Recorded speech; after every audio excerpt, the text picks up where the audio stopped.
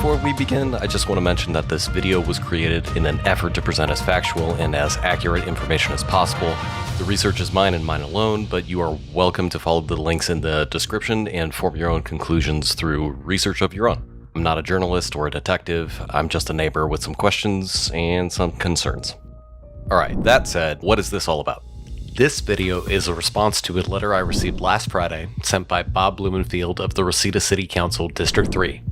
It details a homeless cabin community that will be built across the street from my condo complex and is scheduled to open in 2021.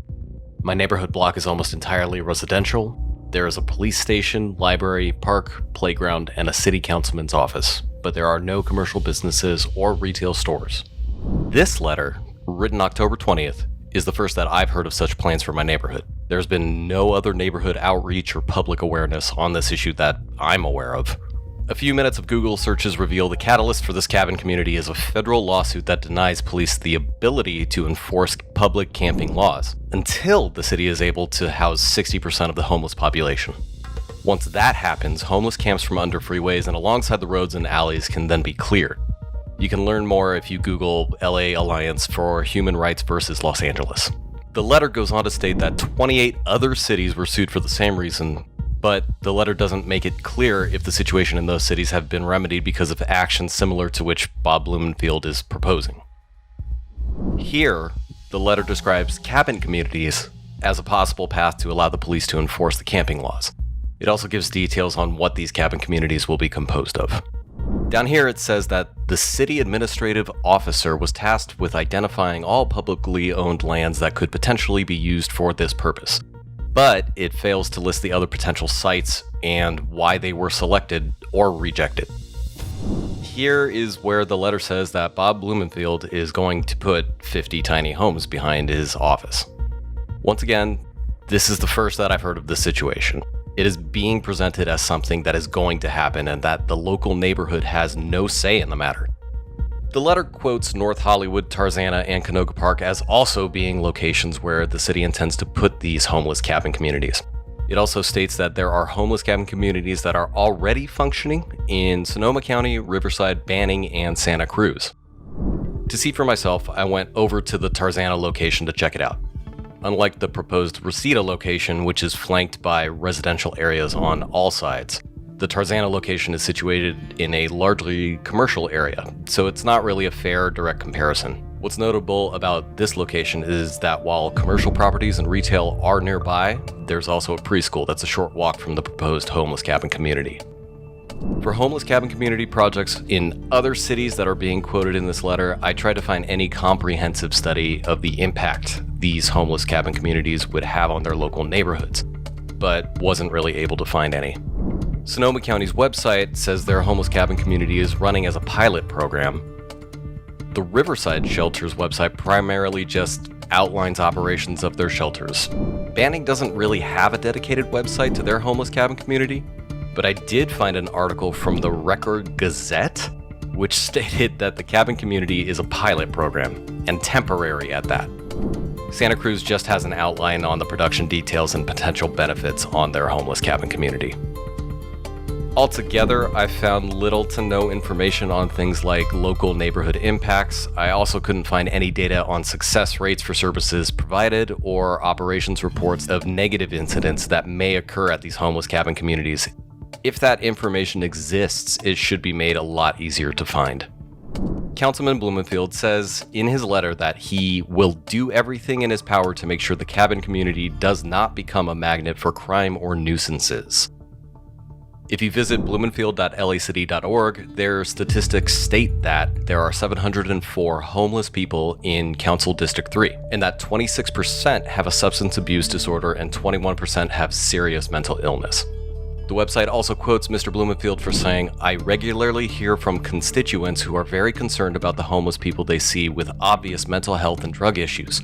Too often we see people screaming at the sky, blatantly using drugs or worse. This impacts our community quality of life and is simply not acceptable."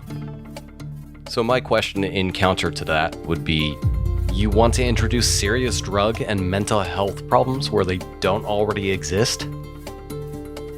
If you walk around Mr. Blumenfield's office, there's no explicit indication that any homeless shelter plans are in the works. Public outreach to the community and general neighborhood awareness needs to be addressed. Mr. Blumenfield intends to push for a buffer zone around this cabin community to prevent a buildup of urban camping and property storage, which currently isn't a problem for the area immediately surrounding Mr. Blumenfield's office, but the letter stops short of guaranteeing that he will be able to achieve this. Regardless of the homeless cabin community being located behind Mr. Blumenfield's office, where he and his staff will monitor it closely, at the end of the day, Mr. Blumenfield, you get to go home. If the homeless cabin community does become a magnet for crime or nuisances, the homeowners in the neighborhood would have to sell their homes to get away from it.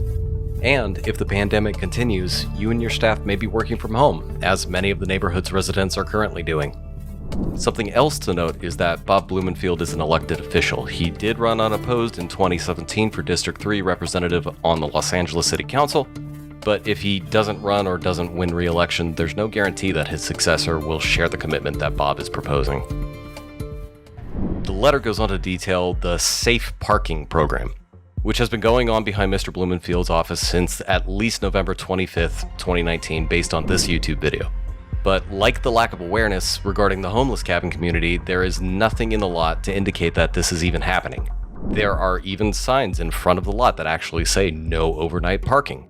In all honesty, I wasn't even aware that this service was going on in the parking lot across the street. So maybe that's proof of the program working, but I had no idea these programs existed. So it really feels like the city is trying to minimize public backlash by not really having greater public awareness, especially in the direct neighborhood. The bridge housing site that is mentioned is actually in a primarily industrial area close to public transit, so there isn't really a direct or fair comparison to be made for a Reseda cabin community. Something else to note is there also seems to be a school nearby that one. I don't know if Mr. Blumenfield is trying to associate positive successes like the Safe Parking Program or the new Canoga Park bridge housing in an effort to soften the proposal for putting a homeless cabin community into a quiet neighborhood. And there is also very little data to show the success or any positive quantifiable metrics for these services. Granted, most of these projects mentioned in the letter are pilot programs or are very new at that, so there may not be a lot of data out there to draw conclusions from. Ultimately, I wasn't able to find any clear answers to what impact putting a homeless cabin community in my neighborhood would have.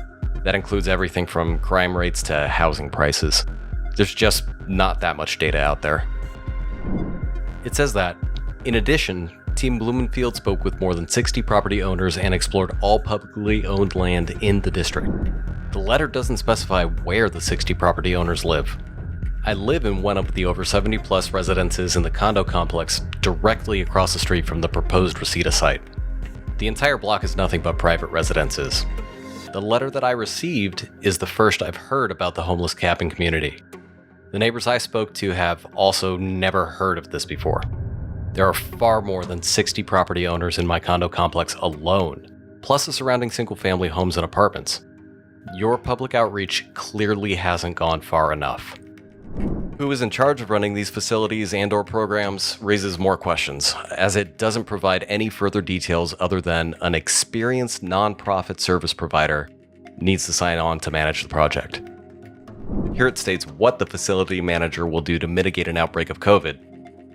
So, you want to move an at-risk population with unknown COVID exposure to be located directly across from houses, condos, and a playground with a picnic area frequented by children.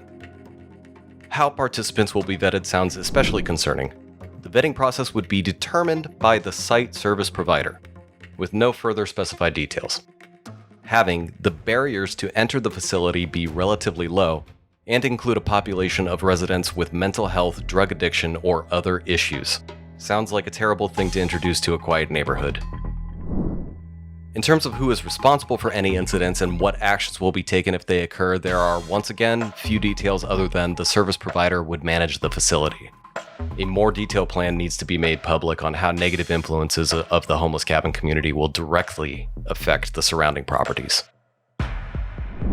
In terms of eviction from the cabin community, the details are scant as the service provider has yet to be chosen, but the city manager of Banning, California homeless cabin community goes as far as to say, program needs to be terminated, the city has the right to give anyone staying in the shelters a 30-day notice to vacate.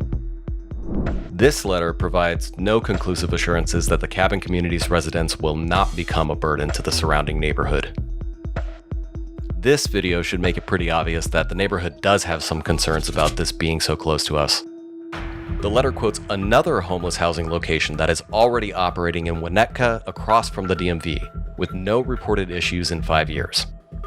The problem with this statement is that it's very misleading. I drove to the Winnetka DMV. There doesn't appear to be any homeless housing location there. Even driving around the entire block didn't reveal anything that resembled a homeless housing location or a homeless cabin community for that matter. So my question here is, what facility or service is being referenced here? I couldn't find anything, so any elaboration is appreciated. On the matter of if the cabin communities are permanent or not, the letter does state that these facilities will be temporary and that they are meant to last for 5 years. I feel like this is sort of dodging some important questions, specifically how long will the homeless cabin community be in operation? What is the long-term plan for the facility? Does it end at 5 years? Will more permanent housing be built after 5 years? Everyone recognizes that homelessness is a huge problem for Los Angeles as a whole. If you drive anywhere for any distance, you will see some aspect of it. Of course, our hearts go out to those in need, and we feel terrible that the circumstances in which some people find themselves are worse than dire. However, the way that this letter presents the situation and the lack of neighborhood awareness on this matter is inexcusable. There are so many details missing from Mr. Blumenfield's letter that makes it impossible to guarantee that this cabin community won't create more problems than it solves. I don't believe that putting a homeless cabin community in the center of a residential city block is the right decision. It needs to be reconsidered, and further public opinion must be heard. This letter has been presented to me as being final, that decisions have been made and my neighborhood has no say in the matter. So my questions in response to Mr. Blumenfield's letter is this in fact a done deal, or are there future council meetings where further decisions will be made? What other locations were considered for this homeless cabin community? Why were they rejected? What if you're unable to house 60% of the homeless in the area? Will the camping laws remain unenforceable? Will the cabin community remain in place? What types of substance abuse and mental illness will potential cabin community residents have? What services will be provided on site to help with these conditions? What does an actual roadmap for a homeless resident's recovery look like? What can be done if the cabins do become a magnet for crime and nuisances? How will this affect home values? So these are my questions and concerns. Any further elaboration from the Bob Blumenfield office would be greatly appreciated. If you want to contribute to the conversation, please leave a comment below. If you have any questions for Bob Blumenfield or his staff, his contact information can be found in the description. This video is not even done and there's already an update to this. So there's an LA Times story that I'll link to in the description as well, where it outlines where a few new council members were elected, and it really underlines Judge Carter's push to get these homelessness programs up and running. Give it a look if you're interested and add to the conversation below.